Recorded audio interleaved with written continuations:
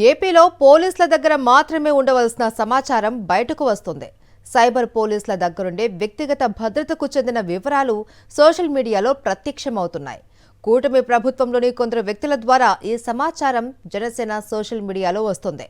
వ్యక్తుల భద్రతా సమాచారం సోషల్ మీడియాలోకి రావడంతో ఆందోళన వ్యక్తమవుతుంది. అసలేం జరుగుతుంది? Watch the story.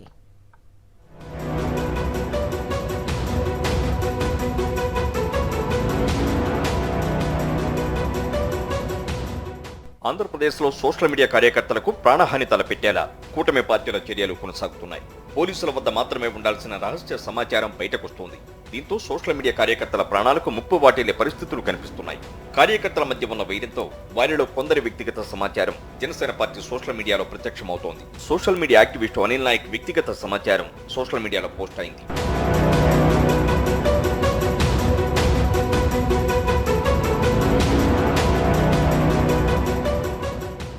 అనిల్ ఉన్న ప్రదేశం అక్షాంశం రేఖాంశంతో సహా పోస్ట్ చేశారు. ఈ సమాచారం కేవలం పోలీసులు మాత్రమే ట్రాక్ చేయగలరు, మామూలు వ్యక్తులకు సాధ్యం కాదు.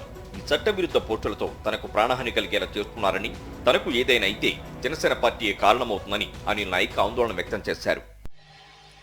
నా పేరు అనిల్ కుమార్, కల్ట్ ఫ్యాన్ ఇక్కడ అనే యూజర్ నేమ్ కలిగి ఉన్నటువంటి social media activist Janasena party.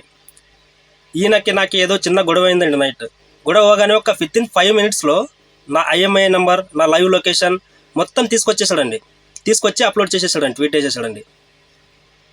ఎవరిచ్చారండి వాళ్ళకి? నాకైతే ప్రాణహాని ఉందండి. దీనికి ఏమైనా అయితే ఆయన కారణం అండి.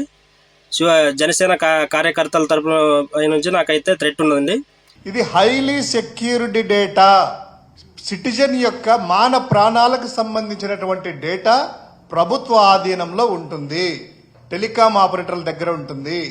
ఈ డీటెయిల్స్ తీసుకోవాలంటే కేవలం పోలీసు అత్యున్నత అధికారులు మాత్రమే, SI స్థాయి కావచ్చు, కానిస్టేబుల్ లాంటి వారికి కూడా ఈ యాక్సెస్ ఉండదు.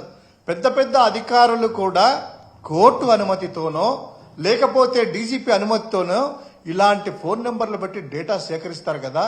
అటువంటి ప్రైవసీ డేటాను, గోప్యంగా ఉండవలసిన డేటాను ఈ జనసేన నాయకుడు, జనసేన సోషల్ మీడియా కార్యకర్త ఎలా వచ్చింది? వ్యక్తుల ఫోన్ ట్రాక్ చేయడం ద్వారా వారు ఎక్కడ ఉన్నారనే ఖచ్చితమైన సమాచారం పోలీసులు మాత్రమే సేకరించగలరు. వారికి ఉన్న టెక్నాలజీ ద్వారా రహస్యంగా డేటా సేకరిస్తారు. దీన్ని ప్రైవేటు వ్యక్తులకు ఇవ్వకూడదు. ఇప్పుడు ఈ వ్యక్తుల భద్రతకు సంబంధించిన సమాచారం సోషల్ మీడియాలో ప్రత్యక్షం కావడమే చర్చనీయాంశంగా మారింది.